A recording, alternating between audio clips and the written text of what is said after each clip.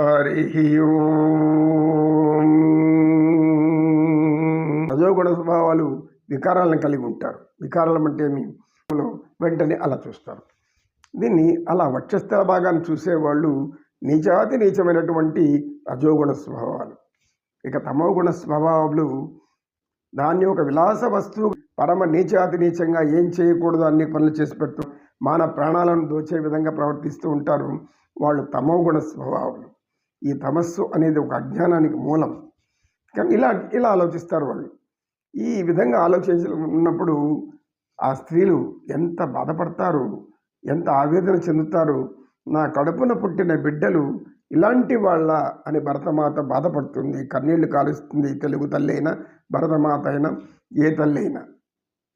ఎందుకంటే తల్లి పాలు తాగి పెరిగిన నువ్వు మగవాడివి, ఆ తల్లి యొక్క రూపాన్ని ఊహించుకోలేకపోతే నీ జన్మ దేనికి? వృధా.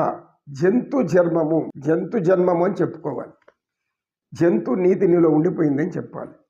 ఇలా రజోతమ గుణ స్వభావాలు వికారాలు కలిగి ఉంటారు. కానీ సాత్వికులు మాత్రం స్త్రీలను అక్కడ చూడరు.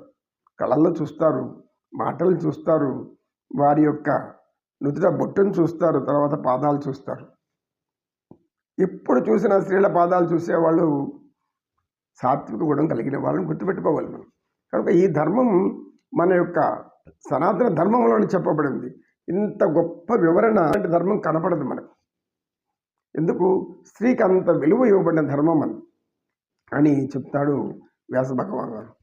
కనుక ఇక్కడ ఆమె తల్లి తండ్రి అయినటువంటి ఆ పరమాత్మ ఆదినారాయణ ఆది దంపతులైనటువంటి లక్ష్మీనారాయణులు ఆమె యొక్క కొంగులు లాగితే ఏం కనపడుతుంది అంటే ఆమె పైన వక్షస్థలం కనపడుతుంది. అది వక్షస్థలం ఉంది. అదేం చేస్తున్నామే? ఒక చేత అదిం పట్టుకుంది. స్త్రీ ధర్మం అది. ఎందుకు? భర్తకు తప్ప ఇంకెవ్వరికి ఆ యొక్క అది అని చూపెట్టకూడదు. ఆ తర్వాత బిడ్డలకు, ప్రసవించిన బిడ్డలకు మాత్రమే ఈ విధంగా ఉండాలి. అందుకనే భారత నారీలు ఎప్పుడు కూడా నిండుగా కప్పుకొని ఉంటారు, ఇతరుల మారిగా ఉండరు.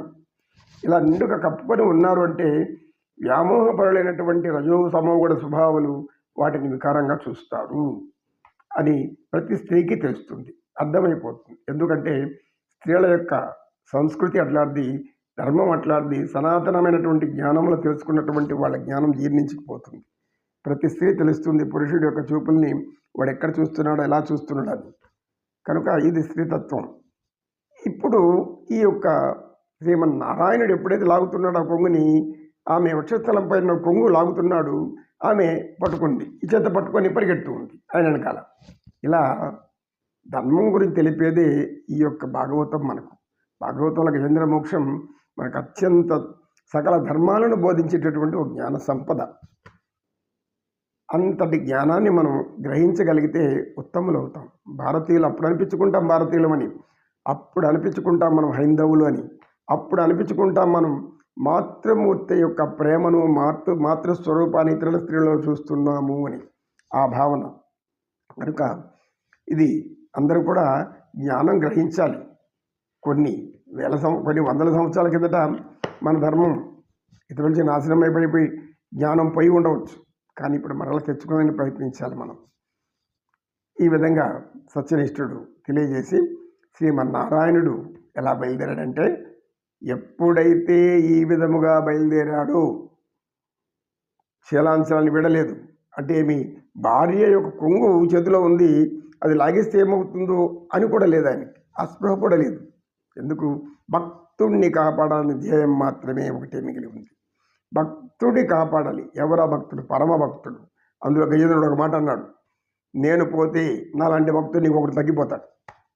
ఆ తగ్గిపోయినాడు అనుకో, నీకు ఇంకా భక్తులైన ఒక్కొక్కరు తగ్గిపోతూ వస్తారు. ఎందుకు? నీ మీద నమ్మకం పోతుంది. భక్తుని కాపాడలేదు, భక్తుడిని కాపాడాలని భగవంతుడు ఎందుకు మనం ప్రార్థించాలని ఒక్కొక్కరు అనుకుని వెళ్ళిపోతారు. అది వ్యతిరేకమైన ఆలోచన. కనుక ఏమి, అలాంటి అన్న వస్తాడేమి, బ్లాక్ మెయిలింగ్ అంటే భగవంతుడిని మభ్య పెట్టడం అన్నమాట. ఈ గజేంద్రుడు ఇలా చేస్తున్నాడు వల్ల గజేంద్రుడు ఇలా అంటున్నప్పుడు ఆయన అలా పరిగెత్తున్నాడు. వెనకాల అందరూ ఎప్పుడైతే రాజు బయలుదేరుతాడో ఇంకా ఎవ్వరు కూడా అక్కడ ఉండేదానికి లేదు, వెనకాల పోవాల్సిందే, వరుసగా పోవాల్సిందే. వెంటనే ఎప్పుడైతే వైకుంఠపురం దాటుతున్నాడో, వైకుంఠ నగరి శంఖం, పాంచజన్య శంఖం పాంచజన్యం చేతిలో నిలిచిపడిపోయింది. సుదర్శనం ఈ చేతిలో నిలబడిపోయింది. ఆ తర్వాత కౌముది వచ్చి ఇంకొక చేతిలో ఉంది.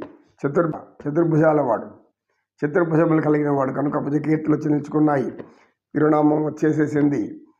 గరుడ్ మంత్రులు కింద కూర్చునేసినాడు, కింద ఉండిపోయాడు. ఎక్కువ స్వామి అంటున్నాడు. లక్ష్మీ తల్లి కూడా ఎక్కేసింది. ఈ యొక్క అన్ని సైన్యం అంతా వచ్చేసారు. ఆయన చెప్పాల్సిన పని లేదు. ఆయన మనసులో ఏముందో ప్రతి మనసుకు తెలుసు. ఎందుకంటే ఆత్మ పరమాత్మ కదా. ఆ పరమాత్మ యొక్క నిత్యకృత్యాలను గమనిస్తున్నటువంటి వాళ్ళ యొక్క సైన్యము, భటులు ఇవన్నీ కూడా ఎప్పుడు సిద్ధంగా ఉంటాయి. ఎందుకు? భక్తులను రక్షించడం పోవడం కోసం ఇవన్నీ కూడా వాటి కర్తవ్యాన్ని నెరవేర్చడం కోసం సిద్ధంగా ఉంటాయి. మనం కొంతమంది ఉంటారు, అనేక పరిస్థితులు చెప్పుకోవచ్చు. వాళ్ళు కలెక్టర్ అనుకుంటాం, జిల్లా కలెక్టర్ గారికి ఎక్కడో ఒక బాధ, గ్రామంలో ఏదో వరద ఏదో వస్తామని చెప్తారు. ఆయన లేచిపోతుంటాడు.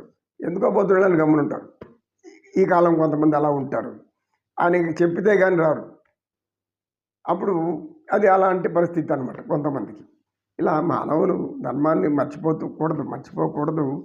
మన ధర్మాన్ని మనం మర్చిపోతే మన యొక్క జీవిత ధ్యేయాన్ని మనం మర్చిపోతాము. ఎవరికి న్యాయం చేయలేము, మన తోటి వారిని ఆదుకోలేము, భగవంతుడికి ప్రీతిపాత్రులం కాలేము. నమో కృష్ణ.